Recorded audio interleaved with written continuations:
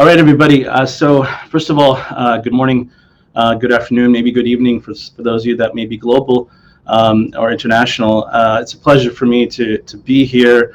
And so this year, what I would like to do, based on the feedback, so a lot of people wrote to me and said, hey, that was awesome, but can you please give us some of the roadmap? Can you give us some of the details? Can you kind of show us, what you've done when it comes to a reimagination? And I'm happy to do that today to give you a little bit more detail. I'll be speaking for about 20 minutes, and then we'll leave it about 10 minutes at the end for QA. But just a little bit about my background. I won't go beyond maybe 5 or 6 years, but I've been a director or an executive director for almost 12 years now, so quite some time. I started my career in the for-profit world, which was a blessing with the dressing because of the pressure that they put on career outcomes and placement, quote unquote, and things like that. So it really forced me to rise to the top and get ahead of the curve. We were sending out resumes a year in advance in order to meet our goals. And we were building what we call forward momentum really early on. And that forward momentum is going to be even more important now when we're anticipating with the high levels of underemployment and unemployment, a lot more seekers, right? A lot more job seekers, a lot more still seeking, and folks who have faced rescinded offers. So I started my career in the for-profit world, but spent the last 6 years in public, nonprofit, private world, and I've been leading. I was asked to lead reimagination of career services pretty much for the past 6 years straight. So I'm in my third reimagination.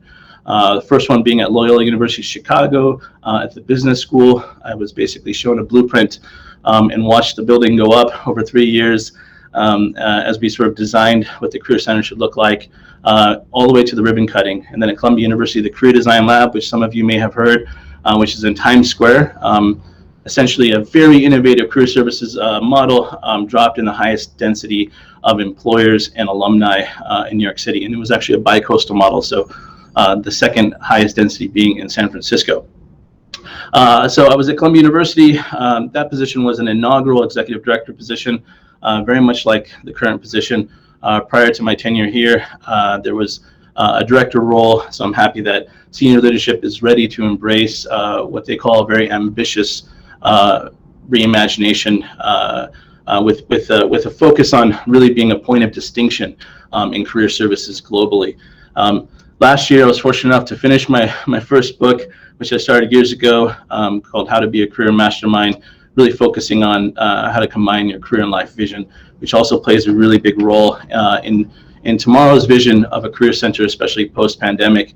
The very first thing that I want to really kind of map out and remind everybody is that when you look at a reimagination, you really need to understand your career center, not just physically where it lies on campus. See, ours is really essentially in the heart of the UCLA campus, which is pretty much a city here.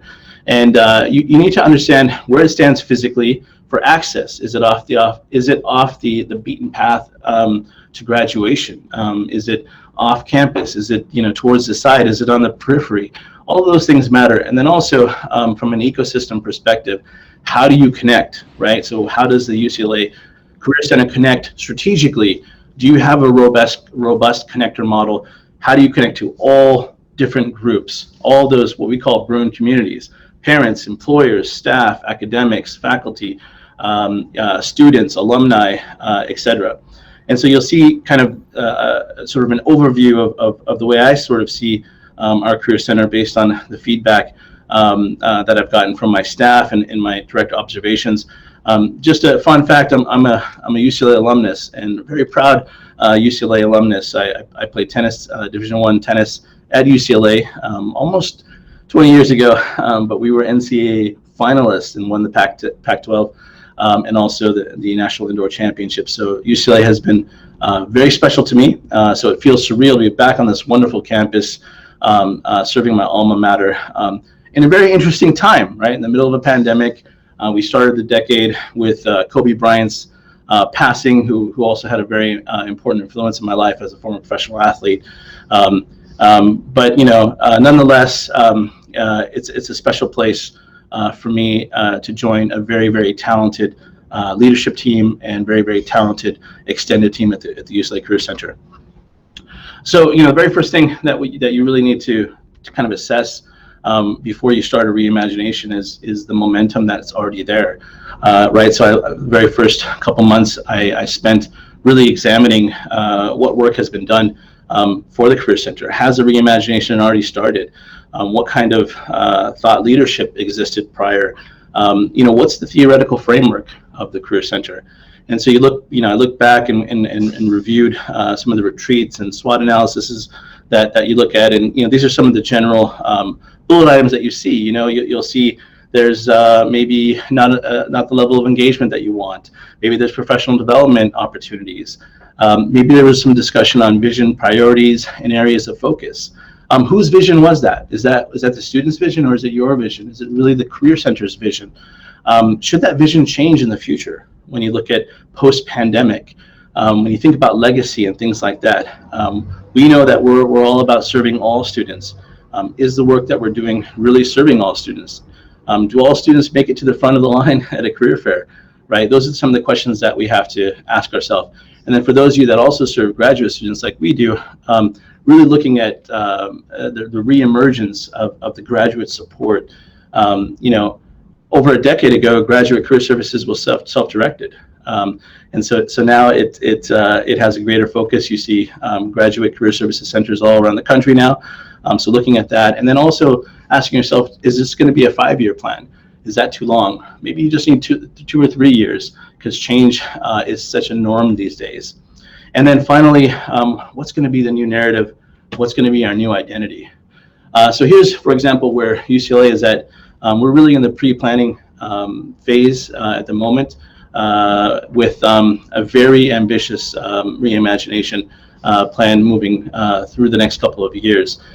So normally you start with some pre-planning, a SWOT analysis, you kind of jump into the actual planning, you build a strategic plan. So I'm surprised when I hear about so many career centers, they don't have a strategic plan. They have the strategic plan of the university, but they don't necessarily have a strategic plan that fits into that larger plan, and that's absolutely critical. Then you're really able to map out your reimagination and then look forward to that launch. And for me, it's really about building legacy. We've done this a long time. We know that career services is one of the toughest departments to ever work in. So it's not about money, it's not about us, it's really about our students and legacy. So what does it take to reimagine a reimagination? Well, you have to kind of start with the fundamentals when it comes to strategic planning. That's vision, that's mission, core values, and goals and objectives. But you have to move beyond that. You have to look at sort of the paradigm. You have to look at kind of where we are, where have we been, and where are we going. And many of us who have been listening in to many webinars, who have been reading some of the top career services books in career services, in leadership, for example, in career services, and really following some of the thought leaders who were more mentors of mine growing up in the field, right? Growing up in the field for the past decade, the Farouk Days, the Paul Sangvis, the Christian Garcias, and other people that have done really innovative things, the Andy Chans, right? And you will know very quickly that we are headed already really in an era of social mobility, and that's really what it's about, social equity, the next phase of this. So when you look at synergy, what are your operational sort of buckets, right? So how do you categorize your career center? That's very important, because that's going to lend itself into the robust connector model that you built. So really, it's about creating a student-focused and responsive career culture that celebrates success. You have to understand how all those parts kind of fit into the puzzle, but you also have to understand that this is about building a career culture that celebrates success, right? So you have to think about moving from transactional to transformative. So for us at the UCLA Career Center, we have operations in finance, right? And some of the things that we're looking towards is a 24/7 career center. We're looking at technology and innovation. We're looking at data quality and management. For career education and engagement, we're looking at informed resourcefulness. We need to be the informed connectors to be able to connect students to mentors, for example.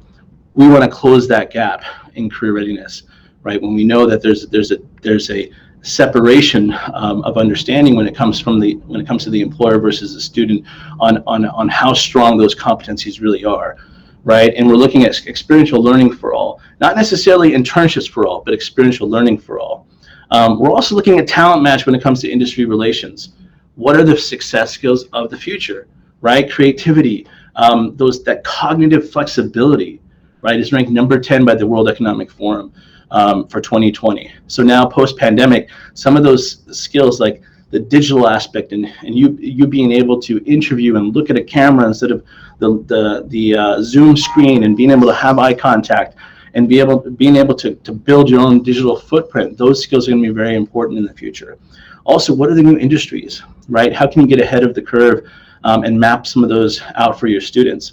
And then brand. Brand is just not talked enough when it comes to career centers. It's all about our buzzworthiness. So stories that diversify us, stories that humanize us, stories that inspire us, stories that transform us. Do you have a quote unquote project success at your career center? And if not, you need to build one. You need to really think about storytelling as story making and story changing.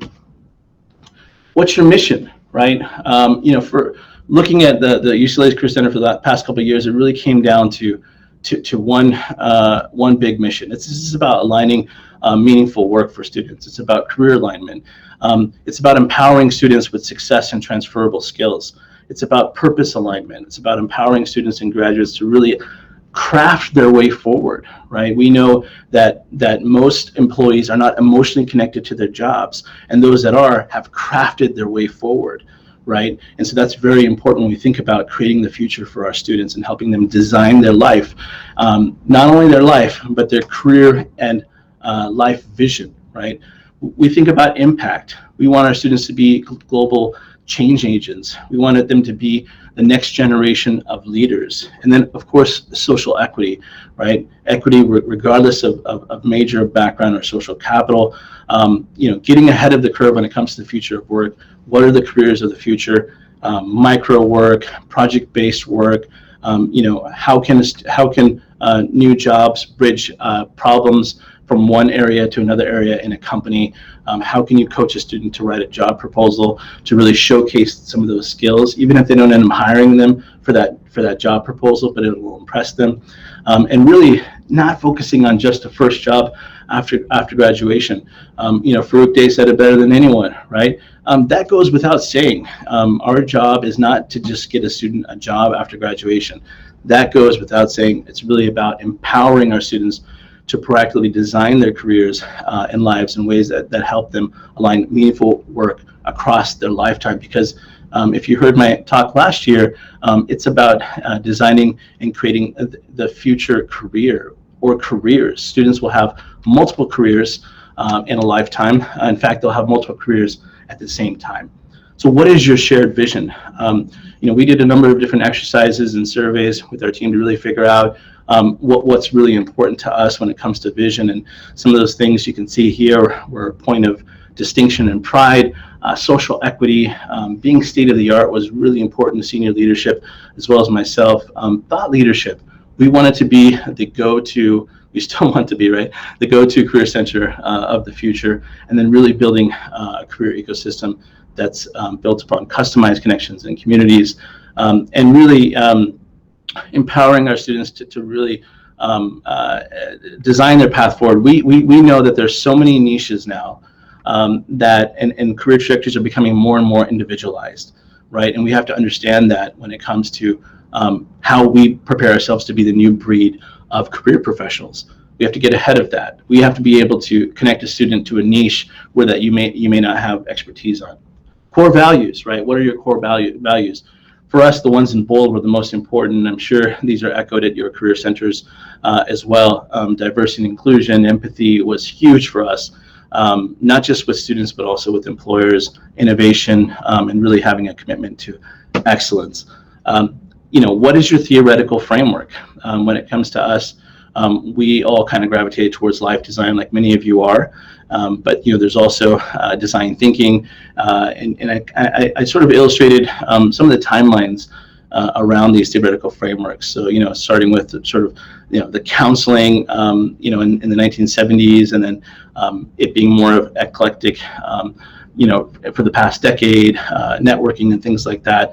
And then also, how we sort of went through design thinking. And for those that went to NACE, you'll remember that, all those workshops on design thinking. And you can still do some of that, but really we're headed towards some of these new topics like science of happiness and innovation and fulfillment, right? It's not just about getting a job. How many of your students are actually happily, quote unquote, employed?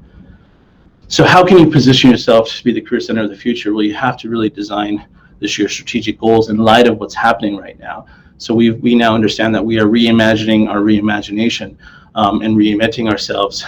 It's going to come down to positive career outcomes, both qualitative and quantitative, but also fulfillment, right? Fulfillment. And systemic integration with academics. How can we embed what we do in academics? The future of career services. Many argue that career services will actually fit into academics. That's where they should reside, so that we can really catch all students. So, for example, integrating mentorship in some of our career competencies into career development courses in different areas around the campus, and really looking at a catch-all. The robust connector model, which I mentioned earlier on, which is not just physical, but also an ecosystem, and then embracing technology and innovation, and really understanding what is state-of-the-art and what is really innovative and not. Because sometimes people will say this is very innovative, and for me, that was 10 years ago, right? So we really have to catalyze hypothesis-driven self-reflection and intentional, personalized exploration of the topic of meaningful work. When we look at sort of what are some of our priorities, we know that the future is going to be about money, space, and people still, right? Scaling resources and staff, especially when many of us are looking at budget cuts. Graduate career services on the rise, right? Professional development for our staff in order to be that new breed of professionals. Innovation and technology, how to be the informed connectors on campus, and then the constituent support. I'm going to kind of speed things up because we're running out of time. But really, so what's our timeline? Our timeline is really, I've mapped it out for about 3 years. So the research and pre-planning, that's really when you draft your strategic plan. The planning and design, so the strategic plan. Finalization, we'll be finished with our strategic plan by December 31st. And then we start, we actually start on our strategic plan before it's finished, in fact. So we don't necessarily wait on pieces that aren't done as we go through listening tours and things like that. Then you build and test it. Like with any business plan, you have to test it and you make adjustments based on what works and what does not work. And then really the transition and transformation happens following that. So here's our sort of kickoff, which has already begun. And then we also are looking at our data, and we can't be afraid of it when it comes to equity and things like that. We really want to know who is attending our events. Is it just the privileged students, or is it not? And really looking at that carefully. Training and tuning, transition, and launch. Putting the rubber to the road. What informs our direction? We have a leadership team for reimagination. We have task forces, listening tours, senior leadership, of course, committees, focus groups, the key stakeholders, the Bruin community, students plus alumni engagement, obviously the data, and we know that 99% of students need assistance from their career center, right, according to Handshake, right? And then we're also looking at new ways to inform our decisions, like the Net Promoter Score and things like that moving forward to really strengthen that student-driven approach. These are some of our committees. We have branding and identity, we have innovation and technology, professional development, and these are tentative at the moment. We might end up changing some of them with what's happening. Systemic integration into academics, mentorship, data and analytics, diversity and inclusion, and of course COVID-19 and career strategies, because now we have to rethink what we thought our career strategies were prior. Task forces, for those that are curious, these are ones that are time sensitive. So for example, we want a revised career ready plan. We want a new fundraising program as we look to name our center. We want a revamped employer engagement program. We want career outcomes that dig into career fulfillment. We also want a new career center narrative.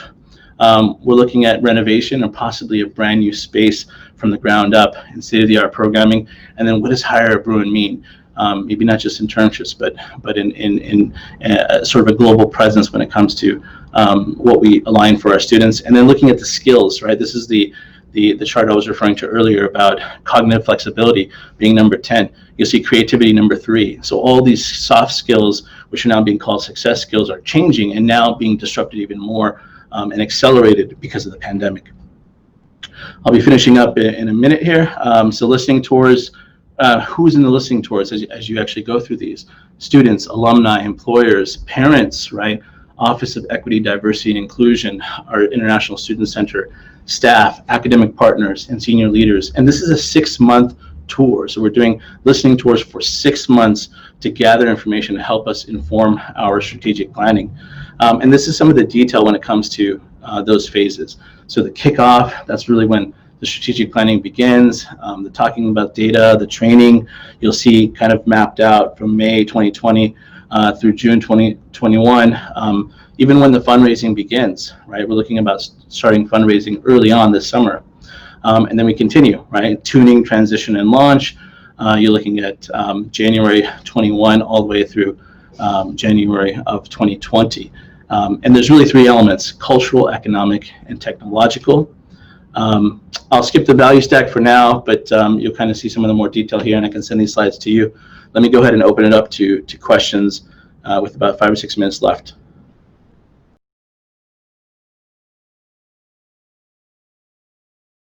So data is only as good as the quality of it, right? And so, you know, what I've experienced in the past decade is a lot of career centers, they look at the number of students that attend an event, for example, and if it's a big number, that impresses their bosses or that impresses their staff.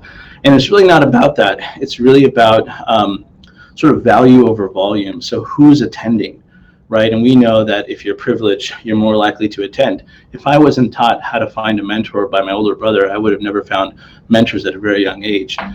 So we're looking at the data quality, how we're actually capturing the data, and from what resources. In the past, you know, there was a lot of quantitative data, but now we're looking a lot more at qualitative. I remember being asked once when I was interviewing, you know, they were talking about how high our career outcomes were. We were, you know, above 90 percentile. Because again, as I mentioned earlier, we were sending out resumes really early on, but that data really means nothing to me unless those students are really satisfied. Anybody could find a job, right? So what is the data that you have? How good is it? Are you measuring the correct data points, right? So are you looking at equity? Who's attending? First generation transfer students, you know, minorities, underrepresented students, are they attending? And when you look at that really carefully, it'll scare you because you realize that, in fact, many of them are not attending, and some of the same people are attending all the time. You know, what about international students, right? And things like that. So from all different data points, from all different areas within the department, some of those areas, those bucket areas that I mentioned earlier, we look at qualitative and quantitative from all those sections.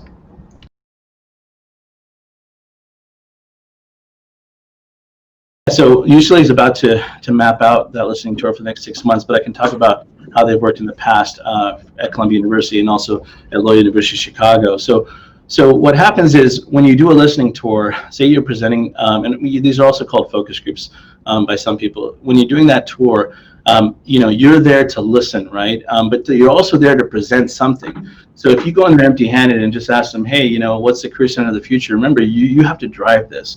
So you are driving the change, not them, but you are allowing them to inform the change to a certain extent, right? So you want to listen to them, take what they say into consideration, but you have to give them something. So we go in there with a presentation of an overview of things that we've been working on and things that we sort of map out and present, similar to the slide deck that you're seeing. And then they'll talk about the events that really made a difference in their life, that were transformative, and what they would like to see for the future. And we factor that into our strategic planning. So perhaps they'll suggest a program that we didn't think about that could be truly engaging, or one that really was engaging based on the data which they highlighted for us, which we thought maybe wasn't a keeper event. So it's student driven. It's not only student driven, but it's alumni driven, and it's also employer driven and driven by our stakeholders. A combination of all of that, factoring into budget and things like that. But I can tell you that our most successful programs are suggested by those students. For example, how to navigate your job search in a pandemic. That was a very simple topic, but this was recommended by students. We did it, and we had like, I don't know, a couple hundred people attend that. I think it was over 200 people attend that with very short notice.